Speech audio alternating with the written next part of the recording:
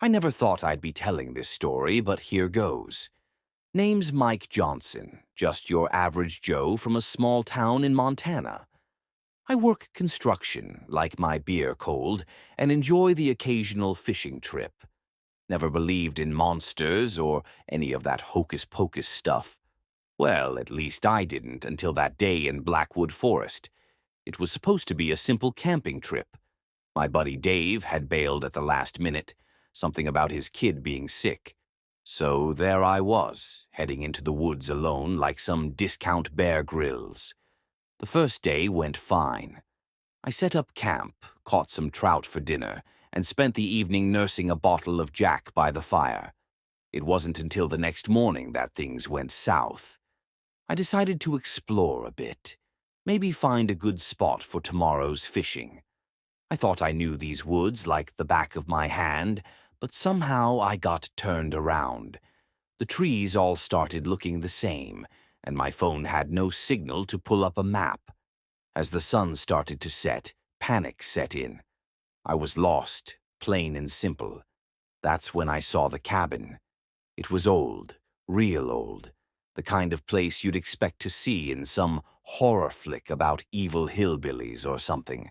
But I was cold, tired, and more than a little spooked by the noises coming from the darkening forest. So I approached, hoping maybe some old hermit lived there who could point me in the right direction. I knocked on the door. No answer. I tried the handle, and, to my surprise, it opened with a creak that sent shivers down my spine. "Hello?" I called out, stepping inside. "Anyone home? I'm lost and could use some help." The cabin was a mess. Looked like no one had lived there for years. Dust covered everything, and there was a musty smell that made me wrinkle my nose. But what caught my eye was the back wall. It was covered in weird symbols, like something out of a cult movie. That's when I heard it. A sound like bones cracking, coming from behind me. I spun around, and I swear my heart nearly stopped. There, blocking the doorway, was something. It had the body of a man, muscular and tall. But where the head should have been, there was a giant spider. I'm talking big as a beach ball, with multiple eyes that gleamed in the dim light. Its mandibles clicked together, dripping with some kind of goo. But that wasn't even the worst part. Its body. Oh God, its body. It looked like it was made up of other bodies, all fused together. I could see faces pressed against its skin, mouths opening and closing silently, arms and legs sticking out at odd angles. It was like someone had taken a bunch of people and mashed them into this thing. I couldn't move, couldn't breathe. The creature took a step towards me, its spider head twitching. One of the faces on its body, a woman's face, opened its eyes and looked right at me. I saw the pain, the terror in those eyes. That's what snapped me out of it. I grabbed the nearest thing I could find, an old chair, and swung it at the monster. It connected with a sickening squelch, and the thing stumbled back. I didn't wait to see if I'd hurt it. I just ran. I burst out of the cabin and into the woods. I ran like I've never run before, branches whipping my face, roots trying to trip me up. I could hear it behind me, a sound like multiple footsteps and that awful bone-cracking noise. I don't know how long I ran. Felt like hours. Somehow I found my way back to my campsite. I grabbed my stuff and kept going, not stopping until I reached my truck. The drive home was a blur. I kept expecting to see that thing in my rearview mirror. When I got home, I locked all the doors and windows, then drank until I passed out. The next day, I tried to convince myself it was just a nightmare. Maybe I'd eaten some bad mushrooms or something, but I knew deep down that it was real. I've never gone back to those woods. I've thought about telling the police, but who'd believe me? Sometimes, late at night, I swear I can hear that bone-cracking sound outside my window. And in my dreams, I see those eyes. Both the spider's and the human faces trapped in its body, staring at me, pleading for help. So that's my story. Believe it or not, it's up to you. But take my advice. If you're ever in Blackwood Forest and come across an old cabin, just keep walking. Some things in this world ain't meant to be seen by human eyes. I never thought I'd be telling this story, but I guess sometimes life throws you curveballs you can't ignore. The name's Jack Thompson, and I was just your average 17-year-old kid from Millbrook, a small town in upstate New York.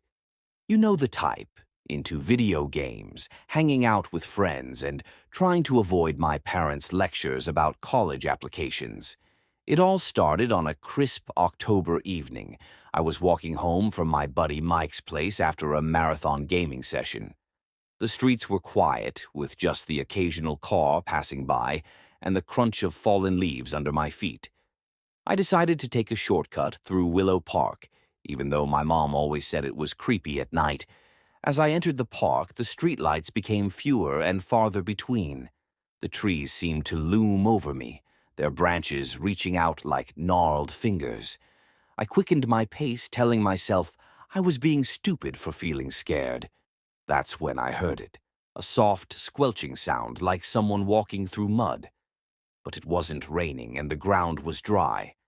I stopped, my heart pounding in my chest. The sound got closer and I saw movement in the shadows near the old gazebo. What stepped into the dim light of a distant street lamp made my blood run cold. It was roughly human-shaped, but that's where any resemblance to a person ended. The thing was about 7 feet tall, with sickly pale skin that seemed to pulse and writhe. But what really got me were the eyes. Dozens, maybe hundreds of them, covering every inch of its body. They weren't all the same size or color. Some were as big as baseballs, others tiny as pebbles. Blue, green, brown, even some that glowed an unnatural yellow. And they all moved independently, darting around in every direction. I wanted to run, to scream, to do anything, but I was frozen in place. The creature turned towards me, and I swear every single one of those eyes focused on me at once. It was like being pinned down by the weight of 1,000 stares. Then it spoke, and I nearly lost it right there. Its voice was a chorus of whispers, like a bunch of people talking at once, but slightly out of sync. "You see me?" it said. "How interesting." I managed to stammer out a reply. "Well, what are you?" The thing cocked its head, eyes blinking in a wave across its body. "I am the Watcher," it said. "I see all, know all, and now you have seen me." My legs finally remembered how to work, and I bolted. I ran faster than I ever had in my life, not daring to look back. I could hear it following me, that wet, squishy sound getting closer and closer. I burst out of the park and onto the main street, nearly getting hit by a car in the process. The driver honked and yelled at me, but I didn't care. I just kept running until I reached my house, fumbling with my keys before practically falling through the front door. My parents were in the living room and jumped up when they saw me.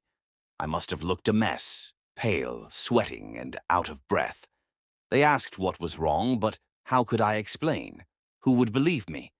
I managed to brush it off, saying I thought I saw someone following me and got spooked. They seemed to buy it, though my mom insisted on calling the police to report a potential stalker in the neighborhood. That night, I couldn't sleep. Every time I closed my eyes, I saw that creature, its many eyes staring at me. I kept the lights on and my curtains tightly shut. The next few days were a blur. I was jumpy, constantly looking over my shoulder. My friends noticed something was off, but I couldn't bring myself to tell them. Who'd believe a story about a monster covered in eyes? A week after the incident, I was home alone. My parents were at a dinner party and I was trying to distract myself with homework. That's when the power went out. I fumbled for my phone to use as a flashlight, my heart racing. As I turned it on, I heard that familiar squelching sound coming from outside my window. Slowly, I turned to look. There it was, pressed against the glass, every eye focused on me. Its mouth, if you could call it that, opened in what might have been a smile. "Found you," the whispers said. I ran out of the house, not bothering with shoes or a jacket. I just ran and ran, screaming for help. A neighbor heard me and called the cops. When they arrived, of course, there was no sign of the creature. The official story became that I had some kind of mental breakdown from stress. My parents sent me to therapy, and I even spent some time in a psychiatric hospital. No one believed me about what I saw that night in the park, but I know what I saw. And sometimes, late at night, I still hear that chorus of whispers. I feel those eyes watching me, always watching. And I wonder, how many others has the watcher found? And what happens when it decides to do more than just watch? So yeah, that's my story. Believe it or not, it's up to you. But next time you're walking alone at night and feel like something's watching you, well, you might want to start running. Alex Murphy, a 17-year-old teenager from the small town of Pine Creek, has always loved the outdoors. He often went hiking in the neighboring forest, exploring its mysteries.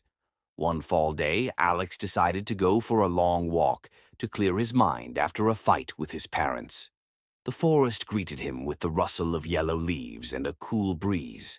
Alex took a deep breath of fresh air, feeling the stress slowly recede. He walked further and further, enjoying the solitude and silence. Suddenly, something caught his eye. A white figure flashed between the trees. Alex froze, trying to see what it was. At first, he thought it might be a deer or other animal. But when the figure reappeared, it took his breath away. It was a tall, thin creature, completely white, as if covered in snow. Its skin seemed smooth and shiny, like that of a jellyfish. But the most striking thing was that it had no eyes, just a smooth surface where a face should be. Alex was frozen with horror, unable to move. The creature slowly turned its head in his direction, although it seemed unable to see him. It raised its long, thin arms with fingers like tree branches and began to sniff around. At that moment, a strange thought flashed through Alex's mind. It can't see me, but it can smell my thoughts. This idea seemed crazy, but something told him that it was true. The creature suddenly froze and then turned sharply toward Alex. The boy realized that his thought had somehow attracted the monster's attention. Without thinking anymore, he started running. Alex ran through the forest, jumping over fallen trees and dodging branches. His heart was pounding furiously, and only one thought was running through his head. Run! Run! Run! But wherever he ran, it seemed that the creature always knew where he was. It moved silently, but Alex felt its presence like a cold breath on the back of his neck. Finally, exhausted, he hid behind a large tree. Alex tried to control his breathing and calm his thoughts. "Don't think about anything," he repeated in his mind. "Become empty, invisible." For a while it seemed to work. The forest was quiet and Alex heard no sounds of pursuit. He exhaled slowly, feeling relieved. But then there was an unexpected twist. Alex's phone suddenly rang, breaking the silence of the forest. It was his mom, who was probably worried about his long absence. Panicked, he tried to turn off the phone, but it was too late. A white creature appeared in front of him as if from nowhere. It leaned toward Alex, its eyeless face just a few centimeters from his. The boy smelled a strange odor, a mixture of ozone and rotten leaves. Alex screamed, but his scream was cut off when the creature grabbed him with its long fingers. He felt his consciousness begin to dissolve, as if the creature was sucking out his thoughts and memories. The last thing that flashed through Alex's mind was the thought of his parents.